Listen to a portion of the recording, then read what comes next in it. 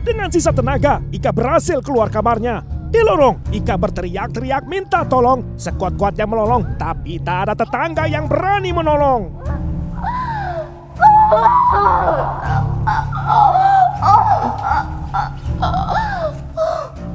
Ika meregang nyawa, spontan ia pun menggedor-gedor kamar tetangga, namun tidak ada pintu yang terbuka.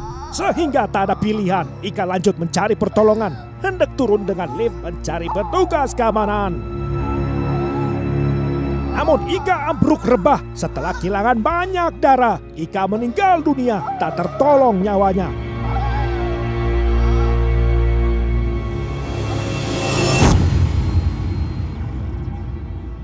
Aparat Polsek Duku Pakis Surabaya langsung datang ke lokasi peristiwa dibantu tim penyidik Polrestabes Surabaya. Di tempat kejadian perkara, bercak darah berlepotan di mana-mana.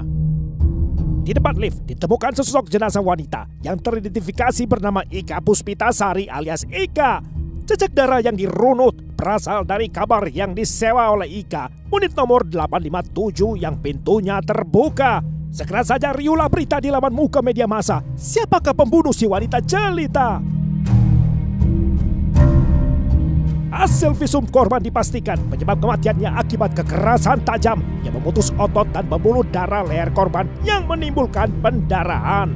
Sebab ditemukan 3 buah luka terbuka di bagian wajah korban, 6 luka terbuka di leher korban, serta 8 luka sayatan di kedua lengan korban. Catatan visum terang menggambarkan betapa sadisnya perbuatan si pelaku pembunuhan.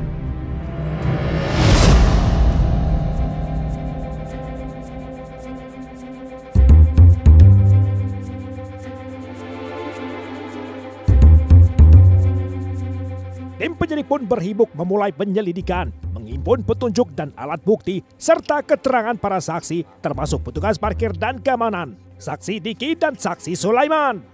Wajah terduga pelaku terekam kamera pemantau CCTV, pun sepeda motor yang digunakan datang ke lokasi. Oh iya Pak Diki, saya mau menanyakan untuk CCTV yang sebelah sini. Ini bisa di-zoom nggak untuk keluar masuk akses orangnya?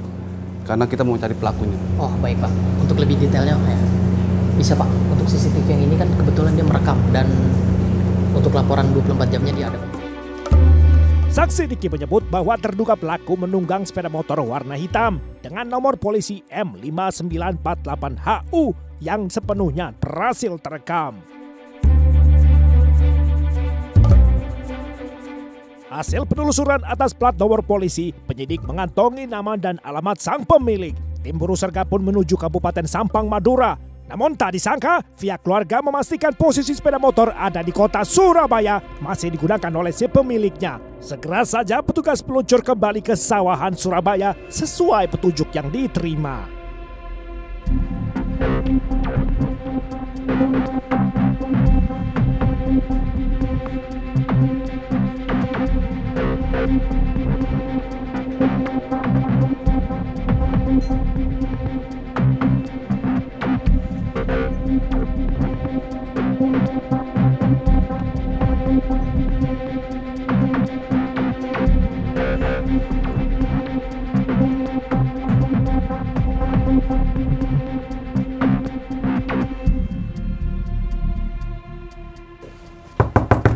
Permisi. Permisi. Diam. Pak. Kami polisi. Diam kamu. Ada apa ini, Pak? Saya tidak salah apa-apa. Di sini tidak ada narkoba atau yang aneh-aneh, Pak. Sudah kamu diam. Apa benar kamu pemilik motor hitam yang di depan dengan plat motor M5948HU? Betul itu punya kamu? Iya, Pak. Betul, Pak. Jawab yang benar. Apa benar itu punya kamu? Iya, Pak. Benar, Pak. Bawa. Kalau gitu, ikut kami ke kantor. Yuk. Ayo cepat, Pak. Tunggu, Pak. Lepasin dulu saya, Pak. Saya mau jelasin sesuatu, Pak. Kebetulan motor itu tadi malam dipakai sama teman saya, Pak. Dia juga pulang pagi, Pak. Itu teman saya lagi tidur. Jangan bohong kamu. Iya, Pak. Bener, Pak. Coba lihat. Bajunya sama. Kayak yang di CCTV. Ada bercak darahnya pula. Ayo kita tangkap. Tolong kamu. Bangun! Ada apa ini, Pak? Bangun! Bangun! Ada apa ini, Pak? Diam! Ayo ikut! Diam! Ini ada apa, Pak? Diam! Ayo!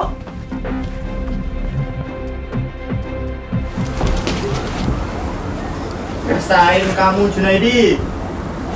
Jangan selalu bikin onar. Tangkap dia Pak. Bikin dia jerah. Hasil penelusuran, penyidikan, dan penyelidikan anggota dari jam 5 pagi dilaporkan, jam 11 siang kurang lebih tersangka dapat ditangkap. Jadi kurang lebih ada 5 jam atau 6 jam kasus bisa diungkap, kurang dari 1 kali 24 jam.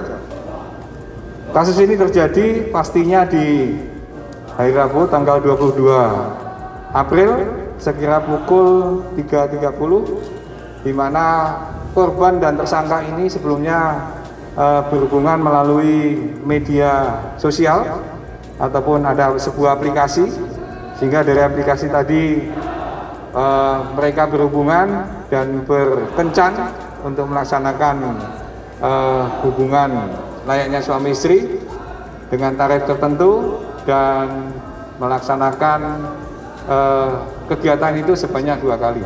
Namun pada pelaksanaannya ternyata si korban mengingkari, hanya cuman maunya sekali, tetap bayarannya tetap seperti yang diperjanjikan, sehingga terjadi cekcok dan ketersinggungan dan menjadikan tersangka emosi, sehingga terjadilah kejadian penganiayaan maupun yang mengakibatkan si korban meninggal dunia. Junaidi ditetapkan sebagai tersangka tunggal dan utama dengan sangkaan tindak pidana pembunuhan berencana serta tindak pidana pencurian pula. Namun hal ini dibantah tersangka. Ia mengaku tindakannya hanyalah spontan belaka. Waktu menghabisi korban itu perasaannya seperti apa, Mas? Kalau sudah menghabisi itu menyesal, soalnya kan sudah terjadi. Waktu itu apa yang kamu pikirkan, Mas? Itu kan emosi, jadi pikirannya pas lihat ke kanan ada pisau, itu langsung saya gunakan, soalnya sudah panas, sudah emosi. Kata-kata apa yang membuat kamu emosi? Itu kata-katanya mengejek saya gitu, kalau saya tuh nggak mampu untuk membayar layanannya.